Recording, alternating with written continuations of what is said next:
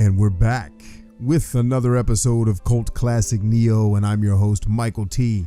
Shamborn III. Of course, we're still playing Starbound. I keep wanting to say Star Ocean. At some point on the show, I imagine I'm going to slip up and say that. I'm also afraid that if I walk any further, I'm going to fall off this cliff. And nobody wants to fall off a cliff, believe me. If you've never fallen off a cliff, it's not an experience you ever want. And no, I haven't fallen off a cliff. I just know. It would suck. I mean, you don't have to get leprosy to know, hey, this isn't cool, man. Leprosy kind of sucks. Oh, word? You don't say. Anyway, trying to find the archaic energy source. Oh, you know what? I just realized the map is telling me where to go. That little compass up there. I've been going the wrong way. But it's cool. We're getting gear and getting stuff. I'm going to cut a hole in this mountain, which is going to make it easier to walk through the next time we're here. I'm going to drop a torch so that everyone at home watching this doesn't have to look at me doing stuff in pitch black. Even though it looks bright on my screen, I get the impression on YouTube it probably won't look as cheerful. It's cheery.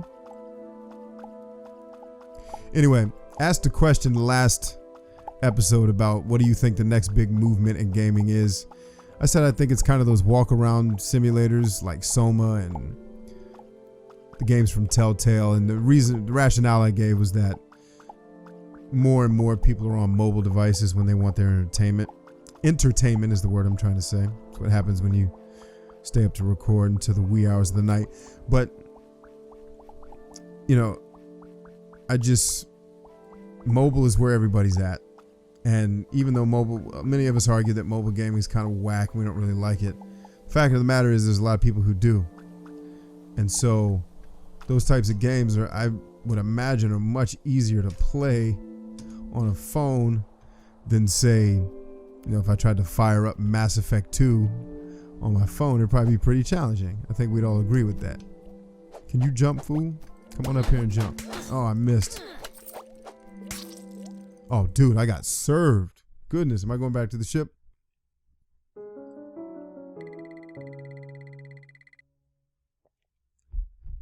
Took 10% of the pixels. Am I a clone now, though, with my purple underwear? All right, let's head back down to the surface. I'm not sure what that heart was. Oh, it's the kitty cat.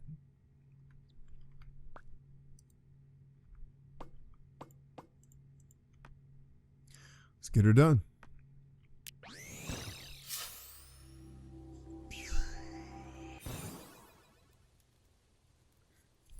So I alluded to this on my Titan Quest series.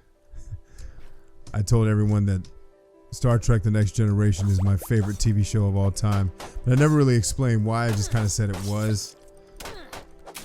And I was supposed to discuss it on that series. We can discuss it here too, though. I think a lot of the conversations here will certainly overlap, as different people may watch different shows and whatnot.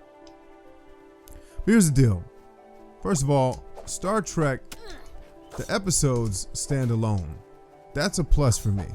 Even though we do get some that are to be continued, by and large, Star Trek's not one of those shows where you have to watch every single episode to know exactly what's happening in order for you to enjoy the plot. So I never got into a position where I was like, I gotta binge watch this thing like I do with everything else. You know what I mean? I never got to that point. Further, wait, is this dude's pet, or is that thing coming to fight? Okay, he's coming to fight. You can see.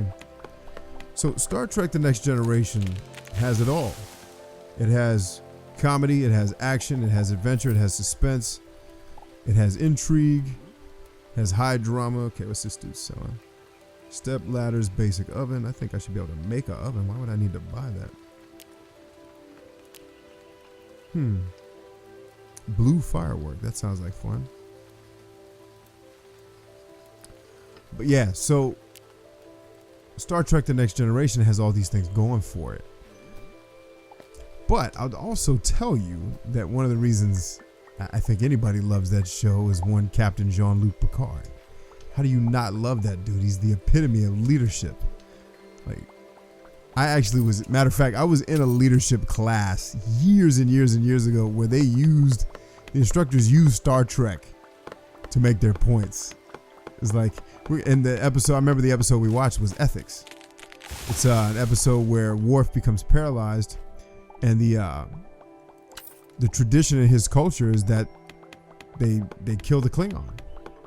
Like, if you can't walk, you can't fight, which means you can't be a Klingon, and so you gotta go. And the whole show is about, you know, humans being like, yo, I'm not killing my friend.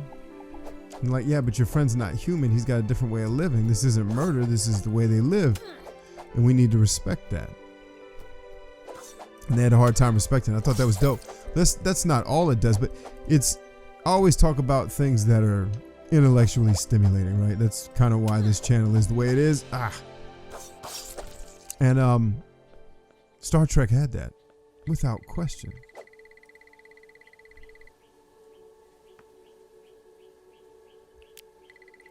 All right, I have no fragments, so it looks like I can't drive this thing. Not to worry, friends, we'll get there. Wait a minute, is this the archaic energy source? It must be. Okay, so it wants me to collect the core fragments. Appear naturally within the geology of this planet. Reading suggests numerous arc clusters deep below the ground. Okay, so let's get to digging. We have our first incentive to dig, ladies and gentlemen. But yeah, so that's me in Star Trek. The next generation. It's funny, my wife is watching Voyager. I've never watched Voyager, and I started to make my way through Deep Space Nine. Like I've just spent so many years with Next Generation that I'm just like, I don't think anything can trump this, man. But my wife is loving Captain Janeway on Voyager. She is loving life about that right now.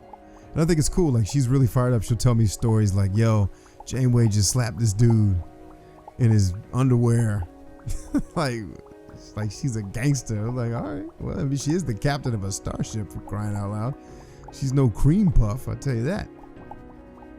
I will tell you that, ladies and gentlemen. All right, looks like I'm gonna get a way out. The problem is, it's also gonna be a way in for that big dinosaur face dude. Let's go ahead and switch to the swords. Actually, let's switch to the flashlights, because then I can see what's going on down there.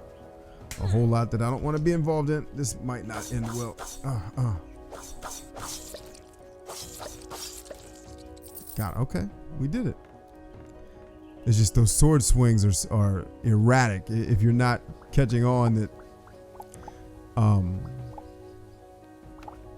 the sword swings are erratic, and they have to recharge, so to speak, and it can get kind of daunting to stay alive in a fight like that, trying to time your hits. Let's go flashlight. All right, looks like this one's like a stairwell. I said it was deep underground, so let's go deep. Get down and deep with the literary discussion. We got copper. I'll take that too. Let's get another torch in here, please. Good, now you can see.